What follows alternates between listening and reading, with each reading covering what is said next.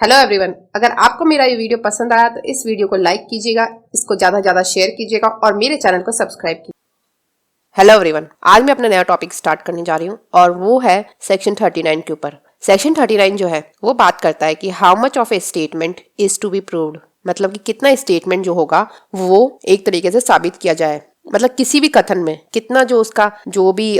है स्टेटमेंट जो कथन है वो कितना उसको साबित किया जाना चाहिए, ये सेक्शन 39 बात करता है। और इसके अंदर बताया गया है कि अगर कोई भी when any statement of which evidence is given forms part of a longer statement or conversation or part of an isolated document or contain in a document which forms part of a book or contained in part of electronic record और connected series of letters और papers। मतलब कि ऐसा कोई भी statement जिसका जो evidence है अगर वो देते हैं तो वो क्या करता है, वो फॉर्म करता है पार्ट बहुत ज्यादा लॉन्गर स्टेटमेंट का, या फिर कोई कन्वर्सेशन है उसका वो पार्ट है। जो स्टेटमेंट जो भी उसने दिया है जिसका भी वो एविडेंस दे रहा है वो एविडेंस अगर या तो बहुत ज्यादा लंबा है, लॉन्गर स्टेटमेंट है, वो पार्ट है उसका, या फिर वो कोई कन्वर्सेशन है उसका वो फॉर्म करता है, या फिर कोई भी पार्ट है किसी आइसोलेटेड डॉक्यूमेंट का। मतलब ऐसी कोई डॉक्यूमेंट है जो आइसोलेटेड है, डॉक्यूमेंट्स है उसका क्या है, वृहत्तर कथन है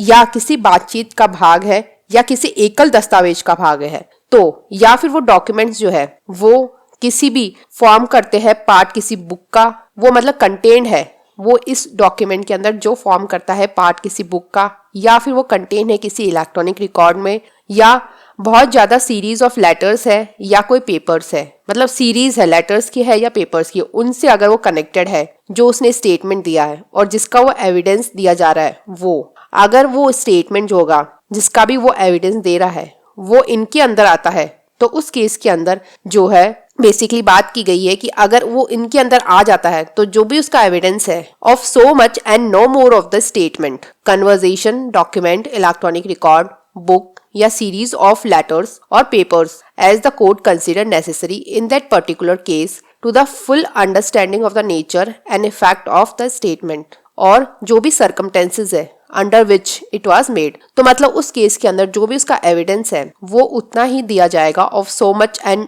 no more of the statement, और उससे ज्यादा नहीं दिया जाएगा जो भी स्टेटमेंट है उसके बारे में, या जो भी कन्वर्सेशन है कोई डॉक्यूमेंट उनके बारे में, किसी इलेक्ट्रॉनिक रिकॉर्ड के बारे में, किसी बुक या सीरीज ऑफ लेटर या पेपर के बारे में, जो कोर्ट को कंसिडर होता है नेसेसरी उस पर्टिकुलर केस के अंदर, ताकि फुल अंडरस्टैंडिंग हो सके जो भी नेचर और जो भी फैक्ट है उस स्टेटमेंट का उसके बारे में,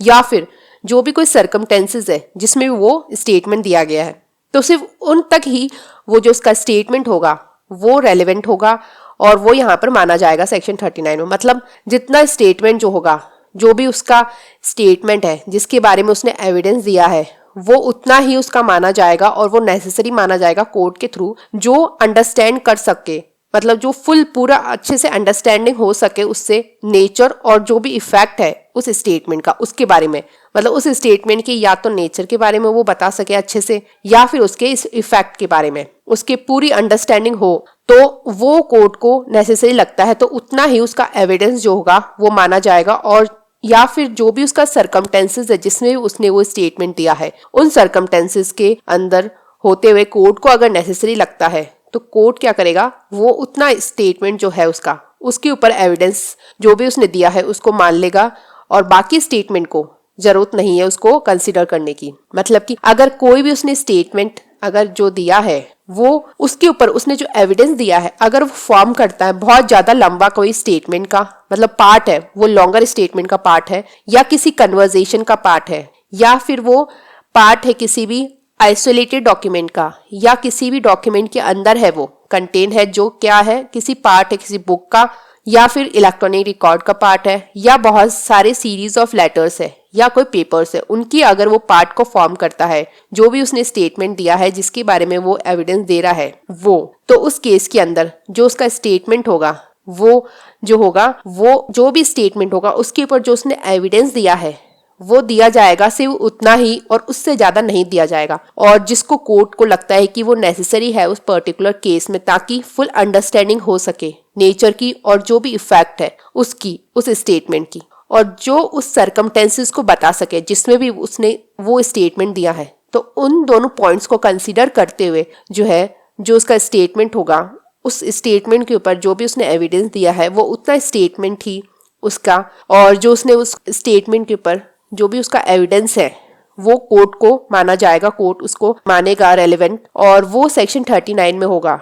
मतलब जितना भी वो स्टेटमेंट जो है वो मतलब कितना उसको प्रूव करना पड़ेगा, how much of statement, basically इसमें यही है कि कितना स्टेटमेंट उसको प्रूव करना पड़ेगा। तो मतलब अगर कोई भी ऐसा स्टेटमेंट होता है और वो स्टेटमेंट बहुत लंबा हो जाता है, मतलब बहुत ज्यादा लंबा है स्टेटमेंट, या फिर उसमें बहुत सारे पेपर्स है, सीरीज ऑफ लेटर्स है और बहुत ज्यादा पेपर्स है, तो उस केस के अंदर ये जो 2 पॉइंट है ए और बी उनको देखा जाएगा और उसके बाद ही कोर्ट ये कंसीडर करेगा कि वो जो उसका स्टेटमेंट है वो एविडेंस उसके अंदर उतना एविडेंस उसके ऊपर लिया जाना चाहिए या नहीं। वो जो 2 पॉइंट है वो है ए और बी, और इनके अंदर ए के अंदर तो पूरा जो अंडरस्टैंड कर सके उसका नेचर क्या है और उसका इफेक्ट क्या है उस स्टेटमेंट का, उनको पूरे अच्छी तरीके से जो अंडरस्टैंड करवा सके वो होगा। और उसके बाद में अगर कोई भी ऐसा कोई सरकमटेंस है जिसमें उसने वो स्टेटमेंट दिया है तो वो चीज अगर वो स्टेटमेंट बताता है तो उतना ही स्टेटमेंट का एविडेंस जो है वो लिया जाना चाहिए, और उसके अलावा बाकी जो भी स्टेटमेंट है उनके ऊपर कोई एविडेंस की जरूरत नहीं पड़ेगी